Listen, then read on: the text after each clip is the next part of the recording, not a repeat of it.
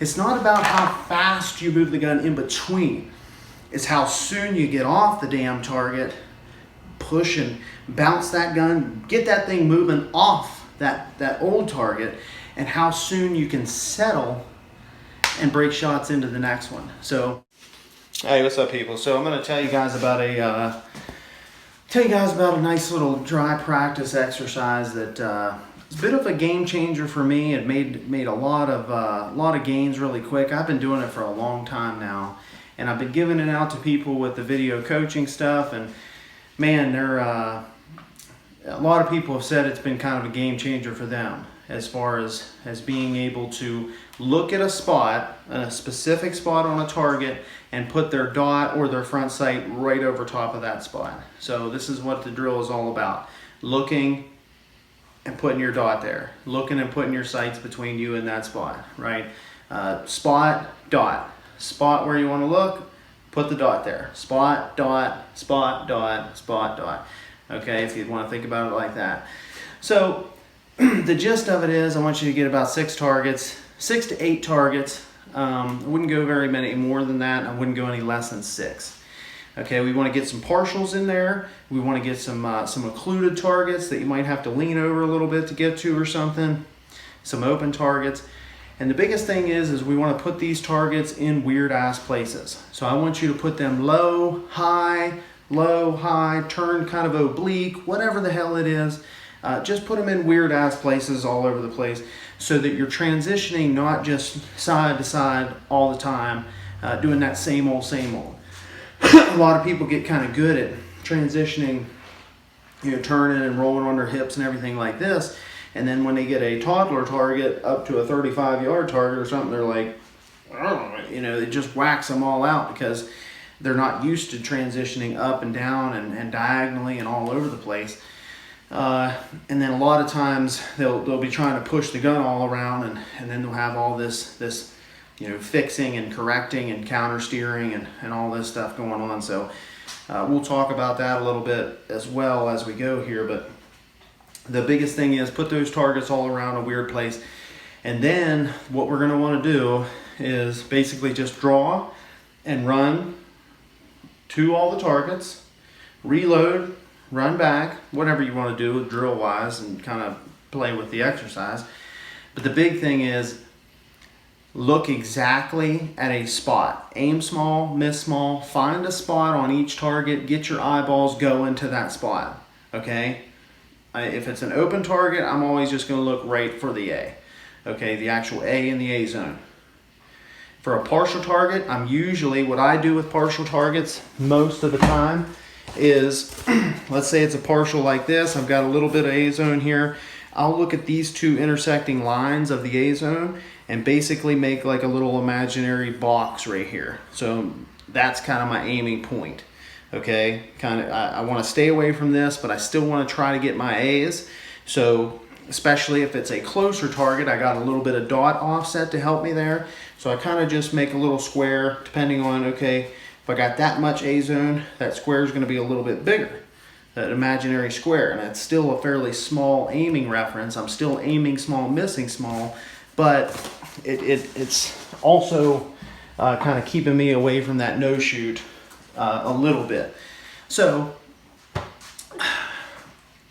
big thing, methodically moving the gun to where you're looking. That's what this is all about. People that have trouble kind of pinning down their index, this helps a ton. People that have trouble finding the dot, this helps a ton. Because what I want you to do is draw, find your dot, and then keep it and move it, keep it, move it, keep it, move it. And basically get this dot, this gun, this grip, this index, this top triangle tuned in with your eyeballs. Where you look is where this SRO goes, okay? You're just putting a ring around your eyeball, going right to that spot, putting that gun between you and whatever you're looking at. Make it as simple as you can in your head to try to think. I'm looking there, put the ring around there. I'm looking there, put the ring around there. Okay? If we just do this, you can pretty much throw a little thing up around. It's just Okay, and don't get sucked into looking through that toilet paper roll and trying to go like this through a toilet paper roll. We don't want to do that. We want to be looking at everything and just kind of roll through. So aim small, miss small, find specific spots. Specific spots.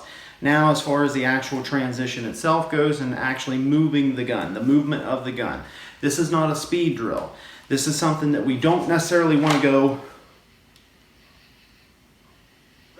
super slow motion. We want to go, okay, just kind of moving around. Now, if I did that and actually shot all those targets at that speed right there, that would have been a freaking awesome run. Why?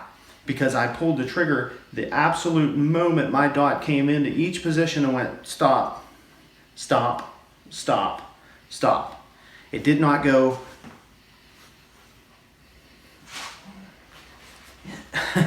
if I'm pushing around, this exercise will illuminate how much shoving the gun around doesn't freaking work. Okay? Now, some people say that, they've heard me say push the gun or bounce the gun off the target, really get off of that target, shove the gun around. And that's true to get off of the old target. Okay? So I want you to think about getting off of that old target. I want you to think about getting the hell off of that old target, but landing precisely on the new one, okay? And the reason I talk about sometimes we'll do the drill where I kind of have somebody break the trigger and snap up, or reset and prep and press as a transition's a good one, and really push. That's to get off of old targets. That's not to just push around and try to act like your T-Rex arms or something. That shit don't work. Okay, it really doesn't. And if you notice, I want you to set this exercise up and try that shit. And what you will notice is, after about 3 runs, you're going to be visually fatigued, okay?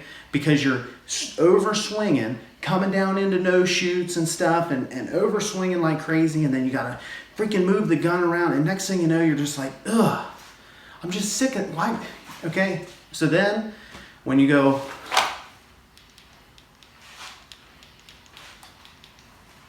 holy shit, that was super easy, and my dot went freaking exactly where I was looking. And I could just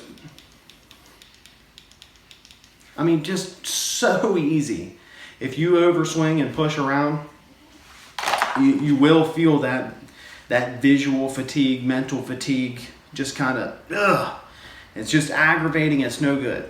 If these targets were all real and I went,